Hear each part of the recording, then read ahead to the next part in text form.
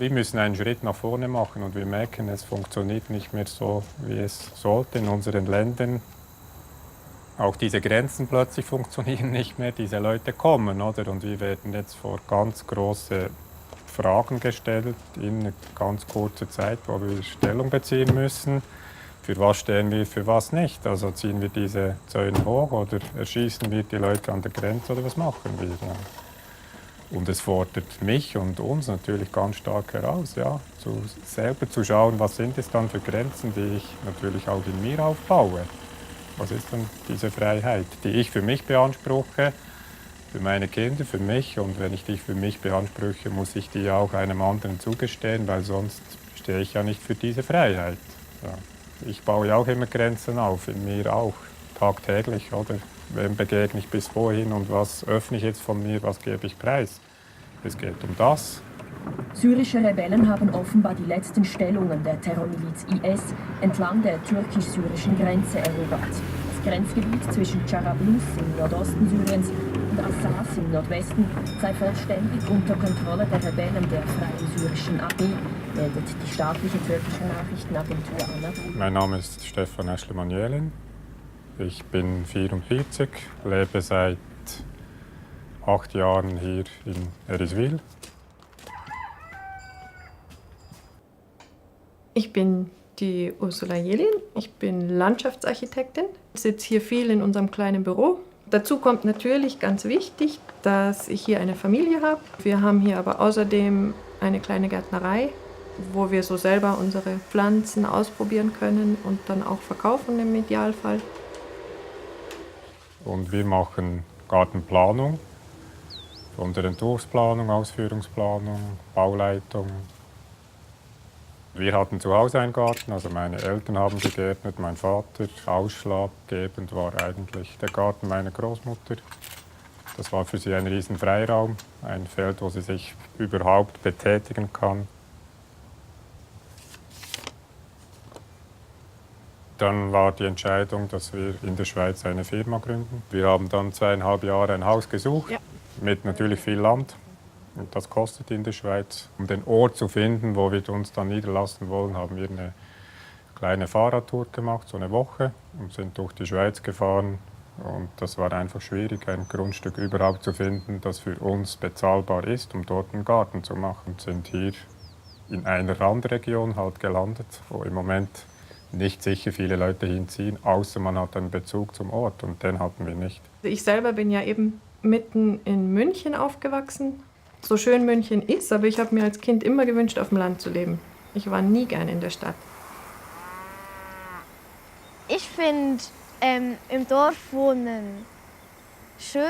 Also es ist ja nicht so ein mini kleines Dorf, wo man nur wohnen kann und keine Schule gibt und so. Also es ist einfach etwas anderes, auf dem Land zu leben als in der Stadt. Vielleicht später dann mal in einem vielleicht ein bisschen größeres, nicht gleich in Eriswil bleiben.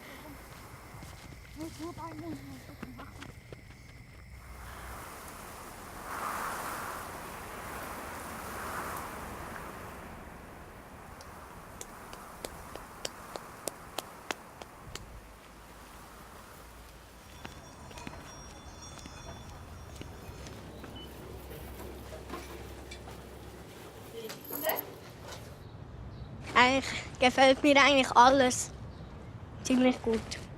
Die Freunde und die Ortschaft halt auch einfach.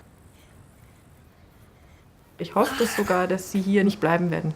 Ja, da hätte ich wahrscheinlich eher Mühe mit, wenn ich wüsste, die bleiben hier in diesem Dorf, in diesem wirklich engen Dorf. Und als wir hierher kamen, hatte ich großen Respekt davor, wie die Leute hier reagieren und wie die mich hier aufnehmen als Deutsche.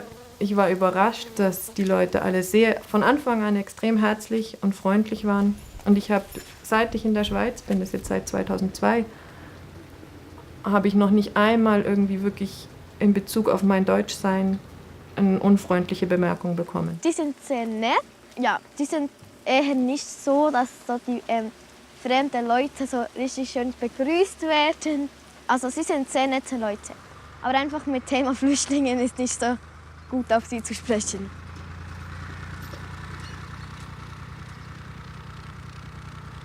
Hier in dem Dorf hatte man das Gefühl, das geht uns nichts an. Die sind weit weg und das ist nicht was, womit wir uns hier auseinandersetzen müssen. Das war unser Eindruck. Wir haben tagtäglich die Zeitung gelesen und haben irgendwann gesagt, das ist irgendwie nicht auszuhalten.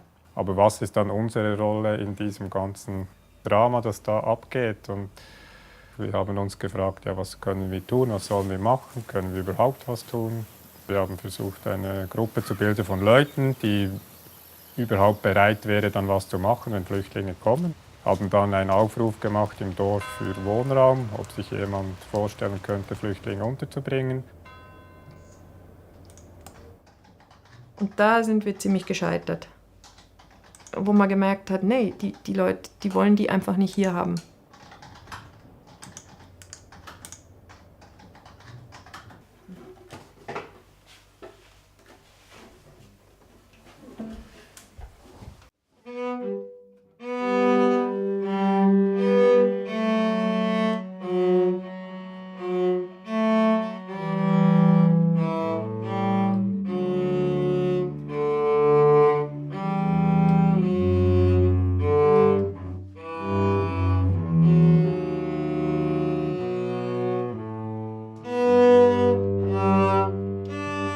Also es ist eher ein Zufall gewesen nachher, dass tatsächlich eine Unterkunft gefunden wurde. Ein Käufer aus dem Kanton Luzern hat im Dorf ein Haus gekauft. Und bringt dort jetzt Flüchtlinge unter. Und das ging dann plötzlich alles sehr, sehr schnell. Ja, eine Verbesserung, die ich ein Ding muss ich da vielleicht noch machen. Es sind jetzt in den Sommerferien eine Familie gekommen und vor den Sommerferien. Die Familien sind jetzt erst so 5 oder 4 Monate da und die Eritreer sind jetzt seit Weihnachten da. Unsere Hauptaufgabe ist es jetzt einfach, dass wir signalisieren, wir sind für diese Leute da. Wir möchten eine Brücke schlagen zum Dorf, dass sie da mal ankommen, dass sie Ansprechpartner haben. Ja, damit sie sich einfach nicht verloren fühlen. Und plötzlich kamen dann mehr und mehr Aufgaben dazu. Er redet auf seine Sprache, ich verstehe nichts. Ja, musst du ihm sagen, du verstehst nichts. Ich verstehe nichts.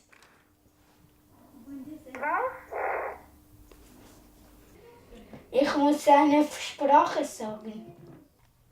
Johannes, Das ist einfach, um ich Konflikte bin Polizei. erst gar nicht aufkommen zu lassen, ganz wichtig, dass Leute vor Ort sich um diese Leute auch kümmern. Dann fressen sie das. Ja. Geh nicht weg. Musst du nicht schreien. Ja. Nein, du kannst das so reinlegen, die machen nichts. Das hat sich ziemlich schnell herausgebildet. Erstens, was wir anbieten wollen und wer was gerne macht. Haka, der beim Johannes ist, hat in der 2. angefangen und den haben sie jetzt zurückgestuft auf die 1. Also er war jetzt heute wieder da zum Hausaufgaben mal mitmachen, da schauen wir ein bisschen. Der bräuchte wahrscheinlich schon Betreuung. Er merkt ja auch, dass das schwierig ist. Er träumt nachts, hat immer Albträume und wacht auf und schreit und das ist für alle anderen eine Belastung und auch das merkt er natürlich.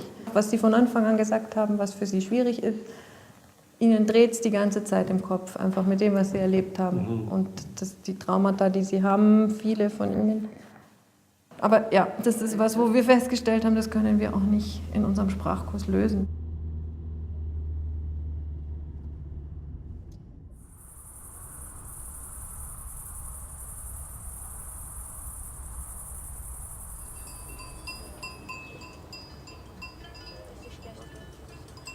Der Deutschkurs, da kann ich sagen, gut, einmal die Woche kommen die für 1,5 Stunden. Und da kann ich mich drauf einstellen, kann ich mir das so einrichten. Und dann hatte ich auch das Gefühl, ich mache das gern, ja.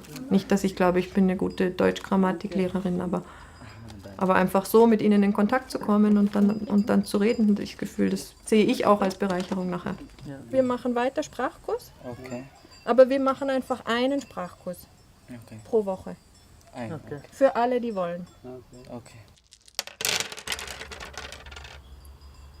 Wo ist Wir haben keine E, das musst du nehmen. Ja, gut. Malen. Malen, sehr gut. Nuss. Das ist wieder weg. Laus. Juni. Ja, super. Sehr gut, mit J. Und Docht ist dieses hier, was brennt. Docht. Docht. Genau. Okay.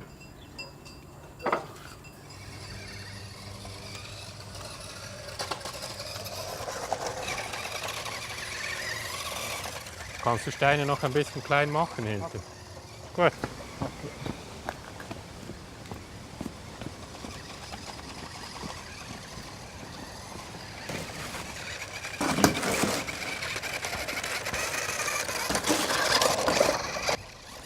Wir haben jetzt einen Eritreer, ist einfach einen Tag die Woche angestellt und er hat studiert in Eritrea. Das ist sicher schade, sein Wissen kann er hier bedingt oder gar nicht anwenden. Es ist wirklich vor allem körperliche Arbeit, die er macht. Ja. Das sind ja Arbeiten, die ich auch mache. Gut, ich habe nicht studiert, aber ich mache alles, was er macht, mache ich eigentlich auch. Und ich denke, es ist eine Möglichkeit, irgendwo zu starten. Und das funktioniert sehr gut. Ja. Man müsste viel mehr solche Jobs, denke ich, schaffen. Und wir sehen es bei den Eritreern, die möchten einfach was machen, was auch immer. Die wollen auch was zurückgeben, ganz klar. Die wollen einfach was zurückgeben auch. Ja. Ich denke, was es zeigt, es geht um wenige Leute, die einen ganz großen Unterschied machen können. Hier für Eriswil würde ich mir am allermeisten wünschen, dass möglichst viele im Dorf feststellen, dass das eben auch eine Bereicherung ist. Dass das nicht immer, oh Gott, jetzt kommen die und nehmen uns was weg, sondern dass die auch was mitbringen. Also sicher nicht Geld und sicher nicht das, was wir hier schon haben. Also für mich ist es extrem bereichernd, so wie ich sie jetzt kennenlerne. Zu merken, das geht vielleicht auch anders. Und vielleicht, wenn man nur ein ganz kleines bisschen sich von dem halt auch mal abguckt, wäre das vielleicht gar nicht so schlecht für uns hier.